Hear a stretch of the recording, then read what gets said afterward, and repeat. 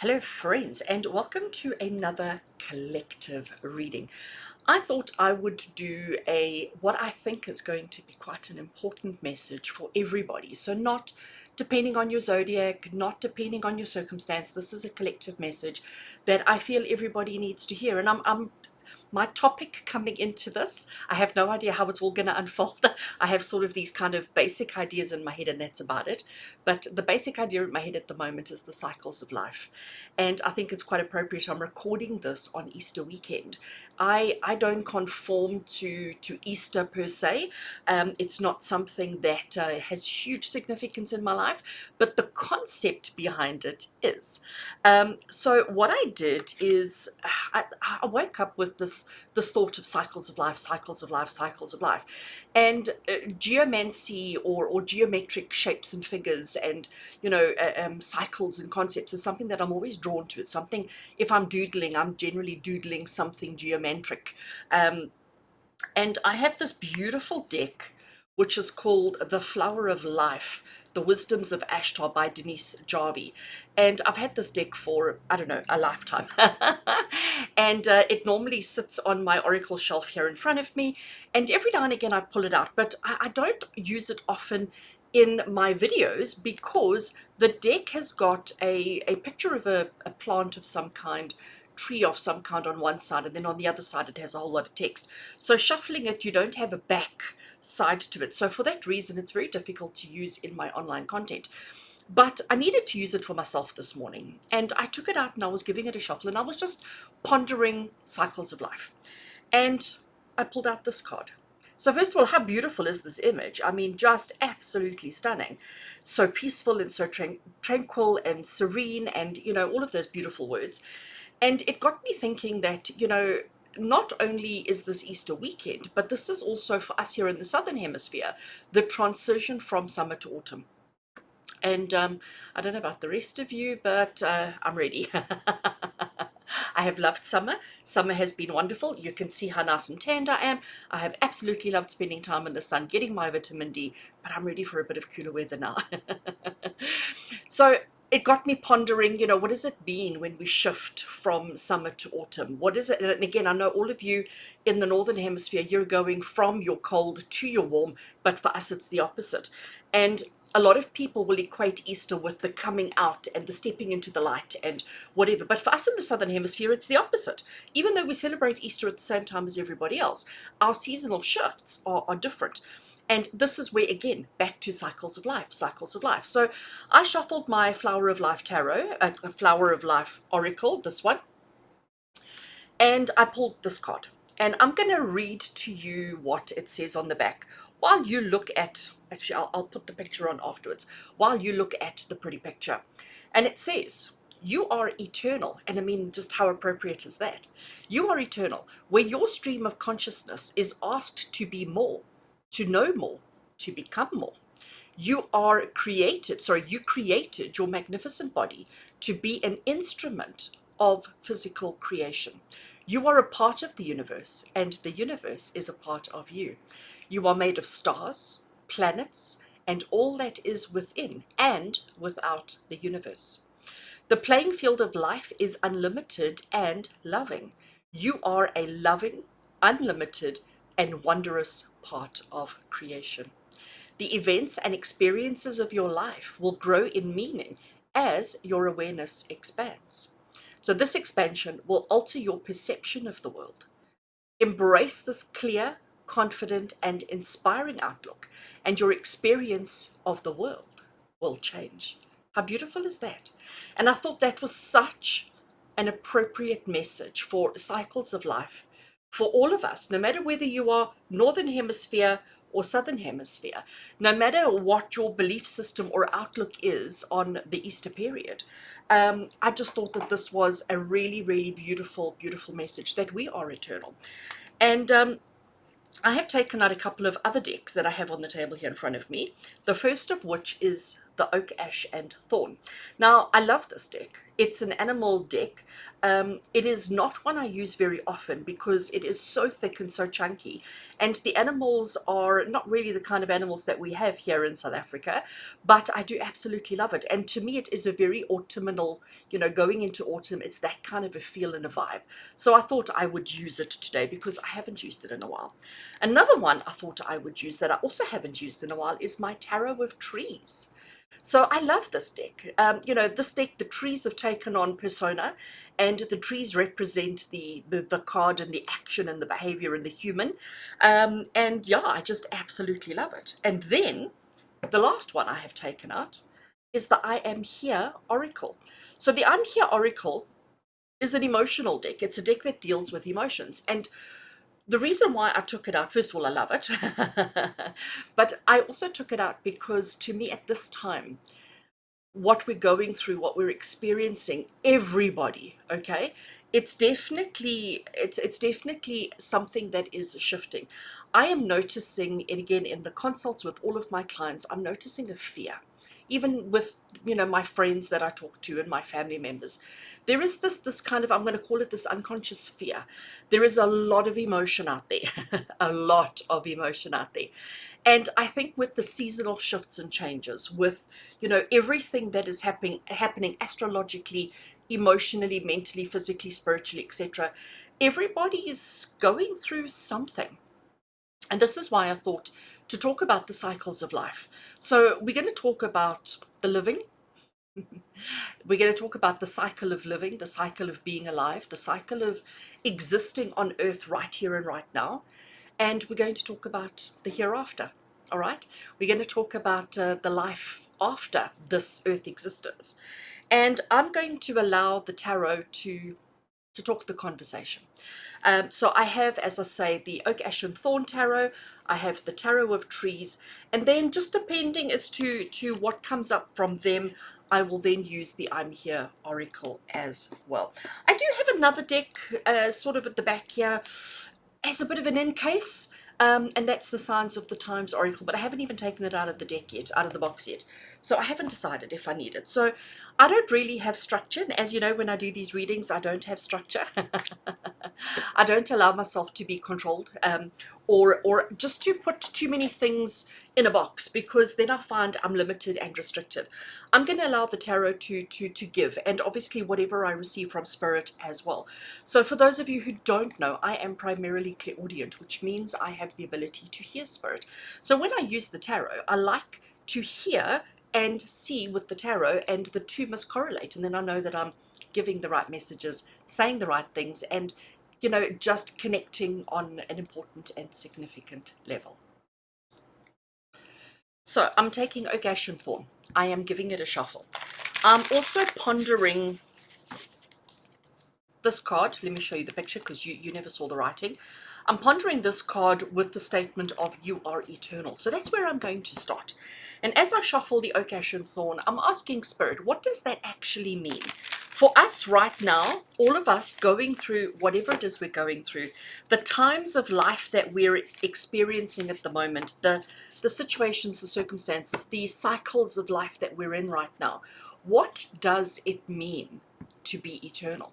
So I'm not asking how long is eternal, because it's eternal, but I am asking right now, what do we need to know about we are eternal? What is it that we all need to know right here and right now? Okay, so Oak, Ash and Thorn is shuffled. I have put the question in, cut the deck and grab a card off the top. So the card that I have for us here is the King of Swords. So we have this beautiful raven. Of course, we have the butterflies, and everybody knows how much I love my butterflies. So the raven is an interesting animal because the ravens are, they have quite a lot of a dark, I'm going to call it energy or connotation attached to them. But it's because everybody's a little bit afraid of them. They're quite big, they're quite large, but they also tend to do what they want to do. They don't really always consider, everybody else around them. They're very, I don't want to say selfish, but maybe self-focused, okay? And they do what they want to do, how they want to do, when they want to do, and they don't really care about how anybody else may feel about that. So it's a good depiction for the energy or the suit of swords, because that is what swords is. It's about clear thinking, clear strategy, knowing exactly who, what, when, who you are, what you are about, what you're capable of. And then you've got the butterflies, which are bringing that gentler, softer energy of transformation. So when we ask the question of what does it mean to be eternal, it's about getting an understanding. That's what I'm getting from the King of Swords. It's about gaining understanding of the bigger picture, getting an understanding of everything and how it may relate to us individually. So if you are going through life just in a robotic sense, one day after another, one year flows into another, it's all same old, same old. You wake up, you go to work, you come home. You wake up, you go to work, you come home. You have a holiday every now and again. You spend some time with family and friends every now and again. But, it's all very much of a muchness. What are you achieving? What are you accomplishing? So now I want to bring the energy of Easter into it. So, and as I said, I'm not very clued up. I'm not very smart. I'm not very clever when it comes to understanding the religious aspect of it. But looking at it from a non-religious viewpoint, okay, if we remove all the religious connotations from Easter, Easter symbolizes, and well, actually, I'm going to keep the king up. Easter symbolizes various things for humanity as a whole. It represents themes of renewal, it represents themes of growth and of hope. And we all know how important that is. And this is what I'm saying. If your life is quite monotonous, if your life is quite samey, then how much growth are you going through? How much growth are you experiencing? And again, when we look at the King of Swords, he knows his worth, he knows what he can do, he knows what he can't do. And even if there's something that he knows he can't do, he's going to give it a damn good try anyway, because he doesn't think about tomorrow or the next day or the next day or the next day. He's like, right here, this is the opportunity. I'm taking it, I'm going with it. And sometimes you win and sometimes you don't. But it's in those moments of winning or not that growth takes place. And to me, this is what Easter represents. It represents acknowledgement of learning, of growth, of understanding. Okay. So we are here for us in the Southern Hemisphere, we are going into autumn. We are in autumn, all right? So our days are getting shorter, our nights are getting longer, and everything's getting a little bit darker. We all tend to withdraw a little bit. We all tend to retreat a little bit. We all tend to become a little bit more introverted in our thoughts, thinking, and strategies. So it brings that element of contemplation. It brings that element of less. So for those of you in the Northern Hemisphere, it's spring where everything is coming to life and new thoughts and new ideas and new strategies. But for us here in the Southern Hemisphere, there is this introspection, this withdrawal, this disconnect, this separation, and almost the resting. And to me, this is where the most growth can happen for us in the Southern Hemisphere. Because while we're contemplating and thinking, withdrawing, processing, understanding, everything that we've experienced, suddenly everything falls into place. And there is a greater understanding that needs to take place. So to me, again, Easter, taking out the religious connotations attached to it, it symbolizes unity. It symbolizes the coming together of families and communities. Because you know what? Without family and or community, we have nothing. We are nothing. Family and community is everything. Spending time doing something nice for another person is what truly matters. It brings it down. Let's remove those words, put a different word in. It comes back to love. It comes back to love. Love of self, love of family, love of another, love of community. So these are the things that to me is what is so important. And this is the message that I want to say to you today. When we look at this card with the message of you are eternal, when you're, and just reading the first sentence, when your stream of consciousness asked to be more, to know more, to become more, you created your magnificent physical body to be an instrument of physical creation. You are in control of your own reality. You are in control of your own life. You chose this. No matter how good or bad your circumstances, you are in control. You've got to learn to understand and perceive it in a different way. And the Easter period is all about transformation and change, growth, truth, acceptance, and most importantly, of hope. So Easter can be seen as a time for reflection and for gratitude, appreciating the beauty of life and the opportunities for fresh starts that it brings for each one of us. And again, friends, taking the religious side away from it, that is what my focus for us is today. My focus for us is the cycle of life and understanding that every day, not just every Easter, every day is an opportunity for us to recognize, what did we do yesterday? How did we do it yesterday? Did it actually work out for us? How do we feel about it? And what lessons can we learn from it? And therefore, how can we be better today? And if we do that every single day, and if we become ever so slightly a better version of ourselves every single day, can you imagine how amazing this world would be if every single one of us did that?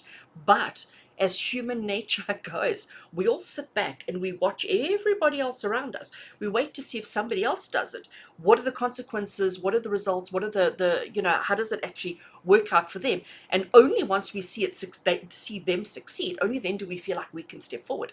Only then do we feel like we can actually try that same thing, instead of having the confidence to do the same thing.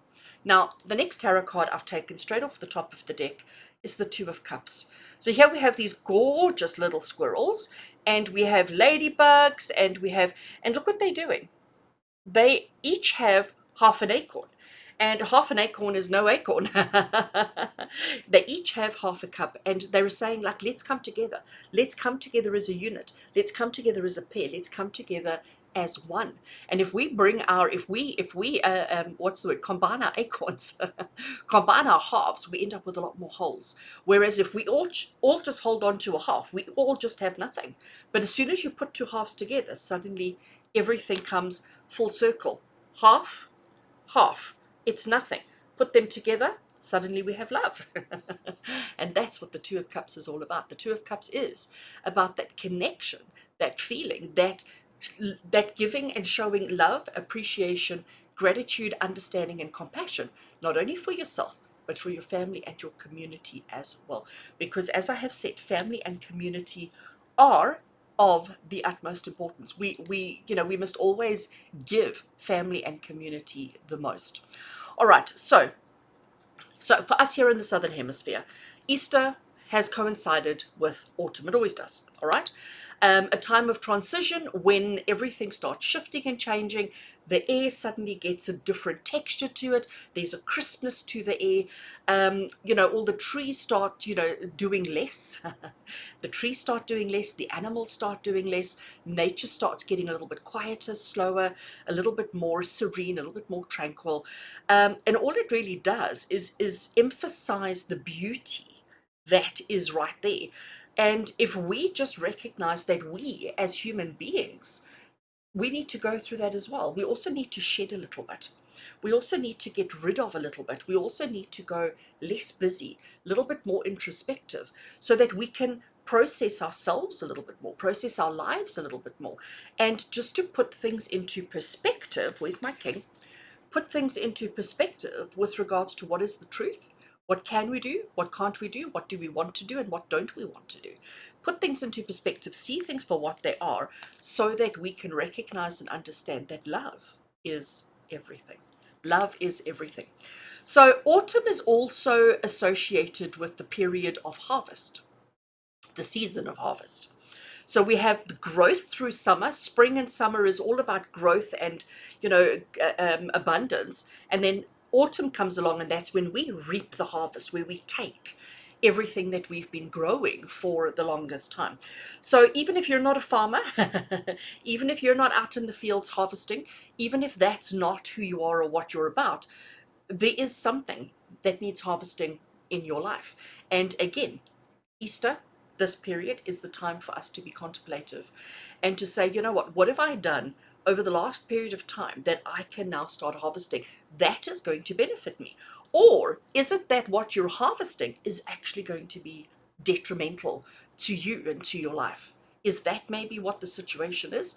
And hopefully, if that is the case, we're able to shift and change the thinking, the strategies, the mindsets, so that things are not so harmful, not so detrimented, and that we can actually shift things to the light. Okay, so this is a period of harvest. This is a period of, gathering crops and abundance, not only in the physical fields, but as I say, of opportunities and blessings that have been in your life as well. I do really think, focusing on gratitude, focusing on reflection during this time, both materially and spiritually, is what is of utmost importance. It's the cycle of life, because if we don't acknowledge the growth, if we don't acknowledge the understanding, if we don't acknowledge what we've done, how we've done it, and the impacts thereof, how can we become better versions of ourselves? And again, that is the point of life at the moment, is becoming a better version of who we have been. So Easter in the Southern Hemisphere, just as it is, I suppose, anywhere in the world, it is about coming together with family and friends. It is, everybody makes plans and like, okay, well, what are you doing this weekend? Let's get together. Let's have a celebration. There is often an abundance of chocolate involved. I have no problems with that. Absolutely no problems with an abundance of chocolate. But it's those activities of food, of ritual, of coming together that brings the energy of love. And isn't that just so important? Like, honestly and truly, so, so, so important. Because to me, this highlights the importance of unity and belonging between us and between our families and between our friends. Because again, without family and friends, without that unity, without that connection, what is the point of existence? A lot of people are so focused on earning money and, having a fancier car and a bigger house and a deeper bank balance and all the rest of it. But ultimately, we remember the point of this particular message is the cycles of life. So when we shift from this cycle to the next, when we move from here to the next, whatever it may be, we'll get onto that in a minute. When we get there, how does your bank account benefit you? How does it make your next life, your next existence, how does it make it any better? How does it bring any kind of happiness and joy? How does it improve your situation? It doesn't. It really doesn't. And to me, this is the thing that's most important, is for us to put things into perspective and to understand what is important and what isn't. Okay. The other thing that I do want to say about Easter is, so despite the differences in the seasonal symbolism, whether you're a Southern Hemisphere, Northern Hemisphere, whatever, regardless or despite all of that, Easter still represents a time of renewal and rejuvenation for all of us. So just as trees, and hence why I chose the tarot of trees, just as trees shed their leaves in preparation for new growth for us here down south, um, which encourages the letting go process for all of us humans. And we need to be encouraged to let go, because I'm going to ask you, how much unnecessary burdens and unnecessary emotions, unnecessary baggage are you carrying with you now? And maybe this is the cycle or the time or the opportunity to actually drop that, to let it go, to shake it off, and to give yourself a chance to exhale before we start growing, gaining, and attaining even more. You must understand that a leaf, when we look at a tree, the leaf on the tree, the flower that was on the tree, the fruit that was on the tree, have all done their purpose. They have fulfilled their duty. They have done what they needed to do. They have served their purpose, served their function. And this is why it's so important for the trees to let it go, because in the letting go, there's less energy needed to feed all of those things, which means there is energy for new, for better, for improvement. But us humans, we have this tendency to hold on to everything. Like, you know what? There was a conversation you had with a neighbor 6 years ago, and it got a bit heated, and we're still carrying that. So we still don't talk to our neighbor. We still don't make eye contact with the neighbor. We still frown every time they drive in and out their driveway. We still send all this negative juju energy to them without even realizing it. We are carrying that baggage. And it's been years and years and years. You've probably even forgotten what the actual argument was about, what the actual situation was about. They've probably forgotten too. But now we're in this habit of, I don't look at you, I don't talk to you, I don't greet you, I don't wave at you across the fence. I just pretend like you're not there, and I just ignore you. And friends, Easter is about recognizing, acknowledging, where's my king? recognizing, acknowledging, and understanding all of these things that we are carrying, doing, and understanding. It's about understanding that it's a period of rejuvenation, it's a period of letting go, it's a period of understanding, it's a period of love. And somebody has to make the first move. And again, human nature, we wait for the other person to do it. Why? Why, friends? Why do we have to do that? Why do we have to wait for somebody else to initiate a handshake? Why can't you be the first? Let's change the cycles of life. You've been in a cycle of waiting, resistant, walls up, protection. How about let's drop that and let's be the first to put our hands out and offer a handshake. Let's be the first to initiate good contact, because what matters the most is love. It is, absolutely. All right. So we've said that trees shed their leaves in preparation for new growth. So we all need to also let go of what no longer serves us and embrace opportunities for growth and opportunities for renewal and change. Okay, what else do I need to say to you about that? What else do I need to say to you about that? All right, I'm going to take another card from the Oak, Ash and Thorn. I'm just going to give it another shuffle. I took 2 cards from it already. Give it another shuffle. So we're talking about, the letting go. All right, that's where I'm going. The letting go. Thank you, Spirit. We're talking about the letting go. So what is it that we all need? No, actually not what. Why? Okay, I love why. Why is my favorite question, especially when doing these kind of things. So I'm asking Spirit why. Why is it important for us to recognize, to acknowledge, and to let go? Why is it important for us to identify something that is not working, a baggage, a burden, a something? Why? Why is it important? And the card I drew is the Page of Pentacles. So in this Page of Pentacles, we have this beautiful hair.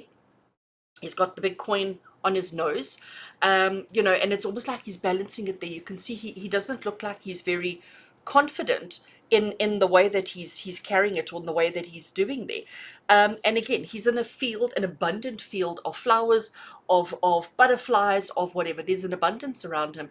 But can you see how apprehensive he looks? Can you see that? Like he's not confident. I can't even get my fingers in the right place.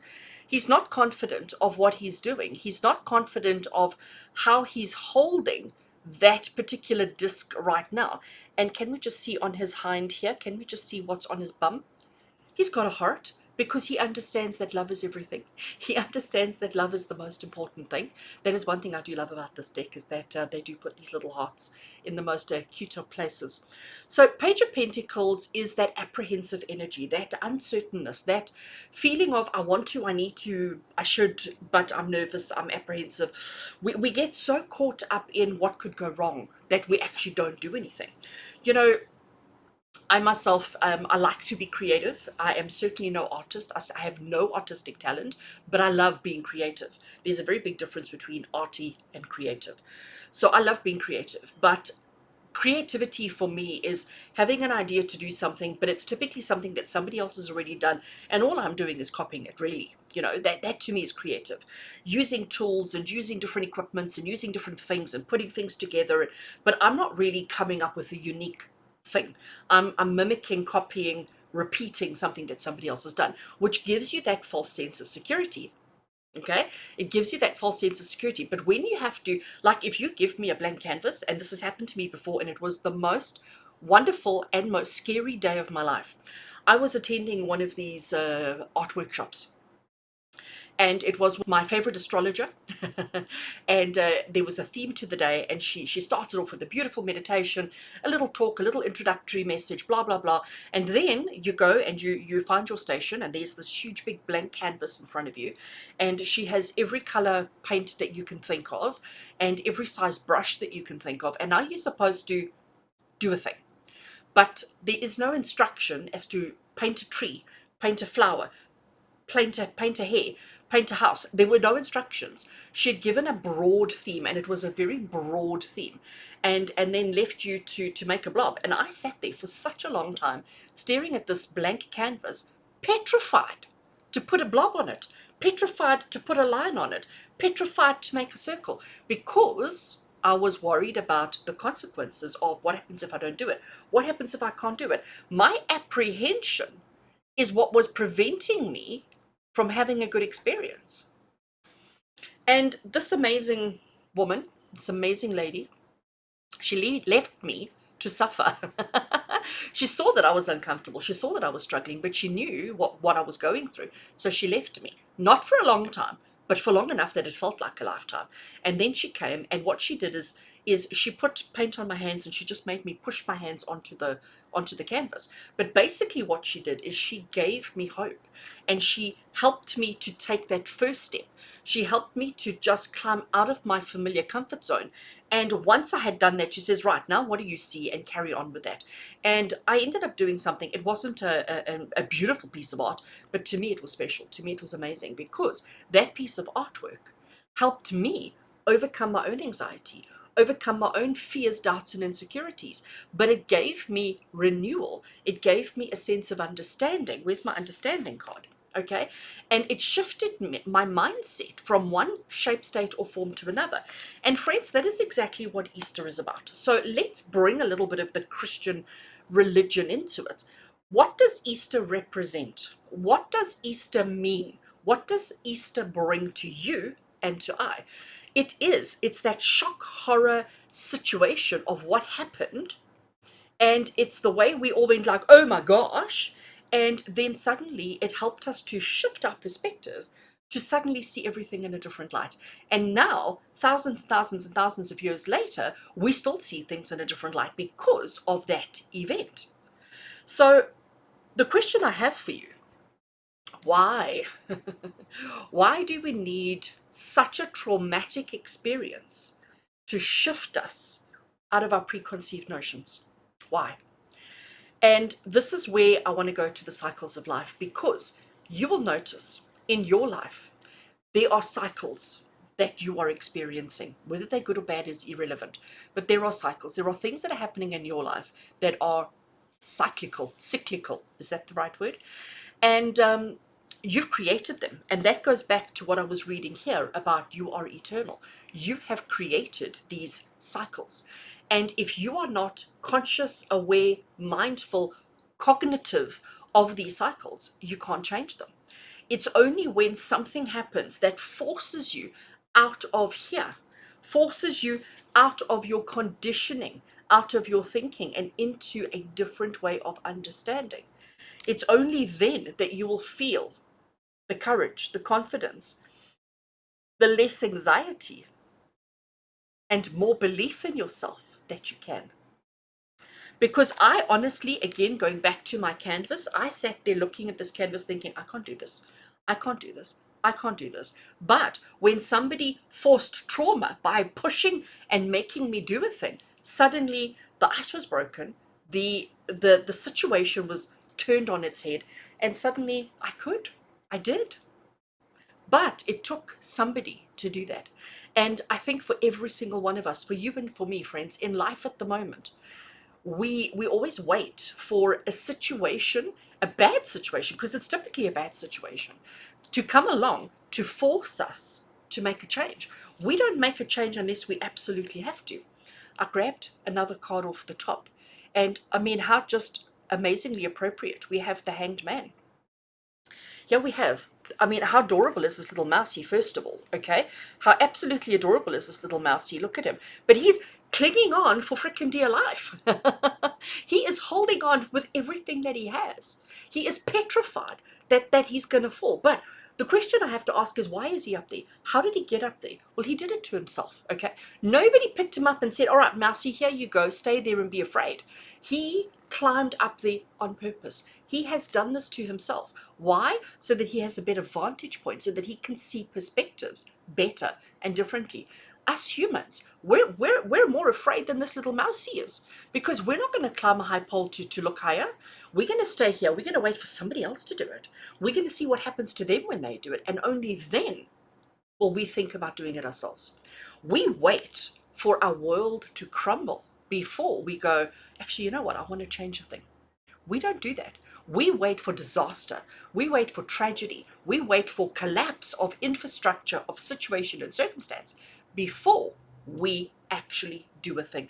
And I'm here to tell you today, cycle of life. Hopefully this is going to shift you from one cycle to another, shift you from one mindset to another, because friends, I'm here to tell you that we are wasting precious time. So that brings me on to the next portion of this particular reading, and that is what happens when we run out of time. So before I do that, I am going to use the I'm Here Oracle. I'm just going to give it a little shuffle.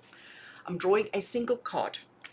And the single card, as I explained earlier on about the I'm Here Oracle, the I'm Here Oracle is a deck that deals with emotions.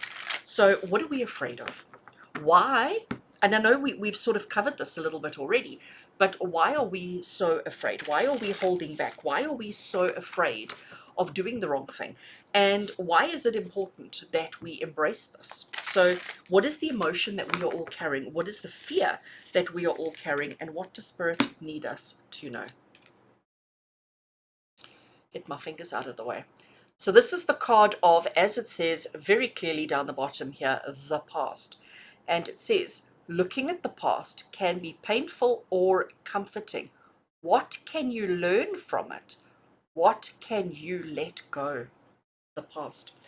You know, we learn from history, don't we? History is so important. And isn't this so appropriate? Easter is all about history. It's a thing that happened all those thousands and thousands of years ago. But it's something that we all hold on to today. It's something that it becomes our truth. It becomes our reality. It becomes our day to day. And we have to, I'm sure, I really and truly hope in my heart of hearts that every single one of you recognizes that life is not the same as it used to be. Nothing is the same. The only thing that's the same is that we're still, I'm going to say partially human, that we're still human. That's the only thing that's still the same. Nothing else is the same. Everything has shifted.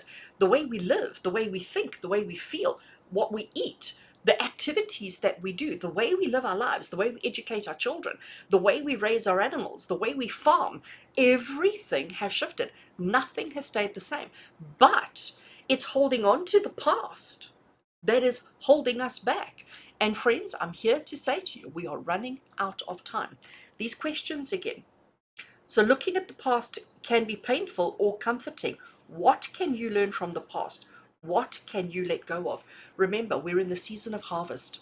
For us in the Southern Hemisphere, going into autumn, we are going into the season of harvest. We are going into the season of letting go of our leaves and harvesting the fruits, harvesting everything that we've been working on for a long time. What do you need to harvest, friends? What do you need to let go of? What from your past are you clinging to that is actually stopping you from shifting into the next cycle of life? All right. All right. As I said, I want to talk about the next cycle of life. I want to talk about the future, what's coming up for us. Whether, and at this stage, I haven't decided, I haven't got any kind of clarity from Spirit whether the next cycle of life is the future of your human existence, or if the next cycle of life that Spirit wants us to talk about is the life hereafter. Maybe it's both. I am now shuffling the Tarot of Trees. I am now shuffling the Tarot of Trees. I'm asking Spirit about the next cycle of life. I'm asking Spirit about what comes next. What is the next cycle that we all need to be conscious of, aware of? What is the next cycle that we all need to focus on? Okay. Tarot of Trees are shuffled. I have cut the deck, taking a card off the top. And we have those cute little squirrels again, if I could just get the camera to focus. It is the Six of Pentacles. So the tree represents, I'm going to call it the human persona, right? The tree represents the human persona. The tree is fully laden with all its fruit, and we have the little squirrels that are coming to grab. And this is the thing. We're saying, what is the next cycle of life? The next cycle of life, and it actually comes down to this card, which is the Two of Cups, which is the card of love, because the next cycle of life is learning how to help one another. We have been all so, what's the word I'm looking for? So fiercely independent, so fiercely focused on what we can achieve, how much we can gather, on having the most for ourselves, that we have forgotten community. We have forgotten helping one another. And the thing that we need to focus on is shifting from taking, grabbing, holding, having for self to being mindful of sharing with others. Oh, there we go. Now the camera focuses. Note that each one of these little squirrels are only taking one each. There is no greed. There is no, I'll take for six of my friends. It's like, I only need one, I will take one. And there are others being left in the tree for other people, for other squirrels to come at a later stage and to take for themselves. So greed is gone. So what is the next cycle of life that Spirit wants us to talk about? And it is the cycle of generosity. But generosity must not have greed on the other end. Next card. The Ace of Wands. So here we have this gigantic, massive, beautiful tree standing completely on its own. Look how tall it is. Look how big it is. Look how lush it is. Sun is shining. Life is pretty fabulous. And this is what we need to do, is we all need to stand independently. We must help one another. We must support one another. We must be there for one another. But we must always take care of self first. Again, you all know the airplane analogy. What did they say during the safety check? Put your own oxygen mask on before you're worrying about helping anybody else. Because if you can't breathe, how can you help somebody else to breathe? So this is really Spirit saying that our focus needs to shift to community. Our focus needs to shift to generosity. But it needs to make sure that the generosity, and when people are receiving our generosity, that there is no greed associated with that. But we must also make sure that we're not giving every single item of fruit that we have available, because then there's nothing left for ourselves. So we need to look after ourselves while taking care of everybody else. And I know that sounds so easy, but for some reason, friends, us humans have really struggled with that concept. We really have. We don't want to give the last fruit that we have. We don't want to give everything that we have away, because, well, what happens if we need later and we don't have? Well, what about just growing more trees or growing more fruit, or whatever? But when we have greed and when we start holding on to everything, we start wasting. And what is waste? Waste is a negative. What is a negative? Negative is a negative. I'm just going to leave it there. I'm not going to go down that road. Taking one more. Taking one more. Nine of Cups. Look how beautiful the tree is. She looks like a beautiful woman. Look at her beautiful hair. And her tree is covered in these gorgeous, gorgeous cups. Her cup runneth over. This is the abundance card. And I think the message from Spirit is, when we shift our focus, when we shift our belief system, when we shift our perspectives. Where's my perspectives card? When we shift our perspectives and when we let go of the past, we let go of the past, we're suddenly going to find ourselves in a situation where, you know what, I have 400 fruit on my tree. I only need 50. I'm going to give the others away. I'm going to share with those around me. And they might not have fruit on their tree. They might have tomatoes in their veggie garden. So they're going to share their tomatoes with me, and I'm going to share my cups of wine with them. We're going to have a party. In all seriousness, friends, we need to realize that life at the moment, with all the astrological things that are taking place, the seasonal things that are taking place, with the evolution of man, with the evolution of you and I, our focus is shifting from being onto the material, onto power, onto all of those things. We want to be more understanding and less powerful. We want to be more compassionate and less egotistical. We want to learn how to love in every sense of the word. And that means sharing. That means recognizing the abundance, recognizing what it is that you have an abundance of, and realizing that, yes, you are strong, you are powerful, you are amazing, but you still have enough that you can share with others. And for that reason, you should. All right. I am going to take one last card from the Tarot of Trees. If we do this, if we all change our mindsets, if we all change our belief systems, if we all change who and what we are, what can we expect? What can we look forward to? What does the next cycle of life look like? And the card is the Four of Pentacles, holding on to what truly matters and letting go of the rest. Four of Pentacles in traditional tarot it's often referred to as the miser card because it's about holding on to, but I have adjusted that to say it's holding on to what matters and letting go of the rest. Because at the moment, we are holding on to too much. We are holding on to absolutely everything and it's weighing us down. The cycle of life that we are in at the moment is one of letting go. It's the cycle of holding on to. Where's my, whoopsie, I dropped one on the floor, thankfully not the one I wanted. Understanding who we are, understanding what our own needs are, understanding exactly how strong and powerful we are, and then only holding on to what truly matters and letting the rest of it go. Letting the rest of it go to everybody else. It's the card I dropped on the floor, it's the Six of Pentacles. It's sitting here on the floor by my feet and it's saying, you know, we're going to share, we're going to give, but we're also going to make sure that there is no greed, that there is no taking more than you need. Take only what you need and let the rest go, friends. On an emotional level, on a physical level, on a spiritual level, on a mental level, on all levels.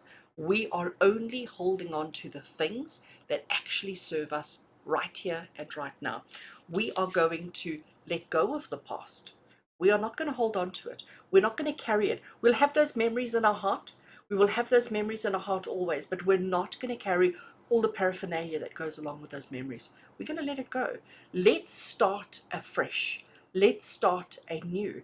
And let's bring our attention, our focus, and our desires back to assisting, helping, and loving each other. I do hope that you've enjoyed this message. I do hope that this message resonates with your heart and soul. I'm going to ask you to do me a favor and to share this message with somebody who maybe is struggling right now, somebody who is finding life just all a little bit overwhelming. I'm going to ask you to send them the link for this particular video. So hopefully things are going to shift in their minds, that they can move from the one cycle of life into the next, so that we can all ultimately have everything our hearts desire. There is an abundance in this world. There is an abundance available to you and to I. But if we are closed off to it, if we are not allowing it, it's never going to flow. So friends, this is me signing off, wishing you everything of the best of happiness and joy and abundance and love, because nobody deserves to suffer. Nobody deserves to go without. See you soon. Thank you for your love and support. With love and blessings from my heart to yours. Take care.